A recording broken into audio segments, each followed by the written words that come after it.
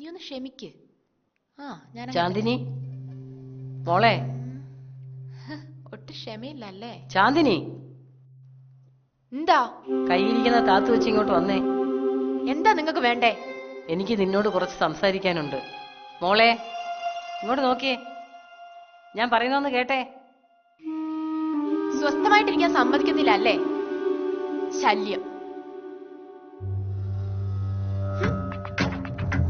എവിടെ പോന്ന്? അവിടെ നില്ലേ. ദേ തള്ളേ, എന്റെ മെക്കിട്ട് കയറരുത്. മോളെ, പരിഷ്കാരങ്ങളൊക്കെ നല്ലതാണ്, പക്ഷെ അതിര് കടക്കരുത്.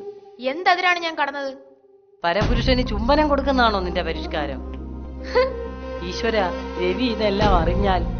ഓ, അയ്യാക്കിതെല്ലാം അറിയാം. രവിക്കറിയാമെന്നോ? നിന്റെ തോന്നിവാസമൊന്നും ഈ കുടുംബത്തിൽ നടക്കില്ല. ഇവിടെ നിർത്തിക്കോണം. ചാന്ദിനി, ഇന്ന് നിന്റെ തീരുമാനം എന്തെന്ന് എനിക്ക് അറിയണം.